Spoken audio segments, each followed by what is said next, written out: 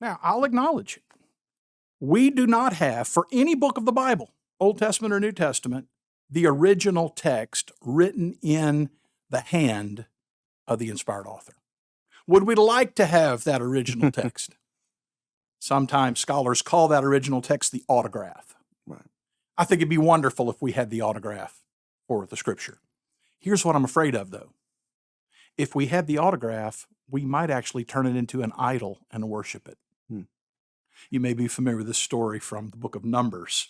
But at one point, because of the sin of Israel, God tells Moses to make a bronze serpent and put it on a pole and hold it up. And everyone who would look to the bronze serpent would be healed, would be saved from this plague. Do you know what happened later in the history of Israel? They had actually taken that very bronze serpent that Moses made in that particular context. They had named it Nehushtan, and they were worshiping it as an idol.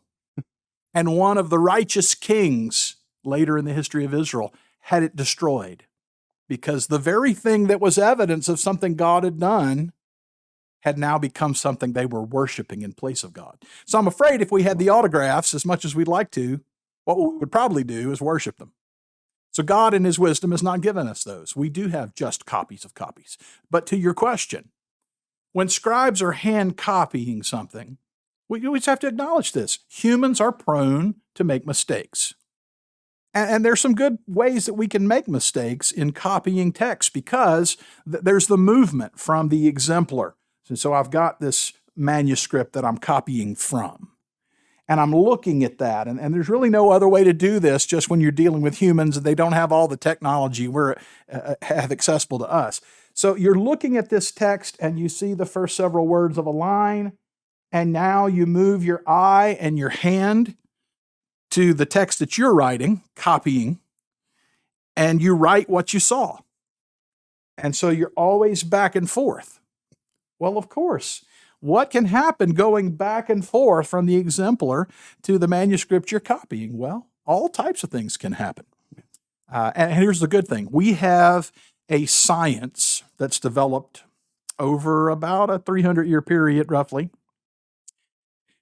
what we call textual criticism. Not in the sense of criticizing it, but in the sense of studying it critically. And so in textual criticism, we'll take a look at this copy the scribe made, and we'll see, can we identify some places where the scribe maybe made a common error? Here's a common one. I'm looking over at the exemplar, and I see a word, and actually that word begins 2 consecutive lines. And so the scribe sees the word, he copies the first several words, but when he comes back to the exemplar, his eye skips down to the next line because it starts with the same word. Right. He doesn't realize that he's done this. And so he resumes copying the rest of the second line, leaving out the end of the first line. Now, here's the interesting thing. If we look at that copy he made and compare that to other manuscripts, and since we have so many available, we've got a real boon here, right? And so let's just say, for the purpose of our discussion, let's just say we've got 100 other manuscripts, and we can compare them with the one we're studying. And all of those are in agreement that the rest of line 1 that he left out is in fact written here. And this is the only one that's omitting that. Just using sort of common sense, what can we say about what happened there? Yeah. Well, the scribe didn't do it on purpose, but his eye skipped, and we can see what he did because we have all these other manuscripts to compare it with. Yeah. So what we talk about in textual criticism, I think this is important, we don't tend to use the word error because, first of all, until we study the text very carefully, we don't know what was in the autograph. We don't have it. All we have are copies. And so what we're really trying to do in textual criticism is, from all the manuscripts we have, we're trying to reconstruct the autograph.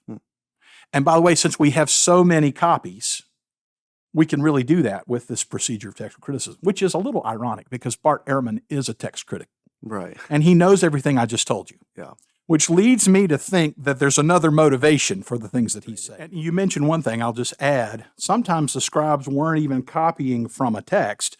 to speed the process along, sometimes they'd have a reader Right.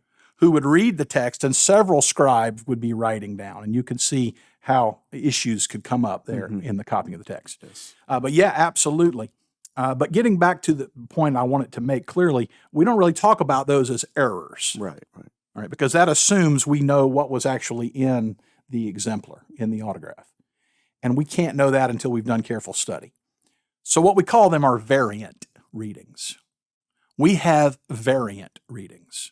So when I compare one manuscript with another or with a group of manuscripts, I may be able to note several differences or variant readings. But they're only variant readings in the sense that the scribes have unintentionally introduced some error. Now, here's the great thing about the variant readings. Because I have so many manuscripts, I can go back, just as you described with Dan Wallace's experiment, and I can take all of the material I have and reconstruct the autograph just from what I've got there. So it is not an overwhelming, sort of insurmountable type of situation where we can't ever come back to the autograph. That's the way Bart Ehrman tries to present it, but that's not honest. We can come back to that. Let me just say this as well. The types of variants we have are in no way significant in almost every case to the meaning of the text. They are insignificant things like a misspelled word, a transposition of letters, an omitted word or letter, or maybe a part of a line. But none of that ultimately changes the meaning of the text when it's read in context. And so I think we ought to be fair to say, yes, there are many variants. But the nature of the variants in no way jeopardizes the message, and not to mention the manuscript evidence we have where we can actually reconstruct what the original author intended.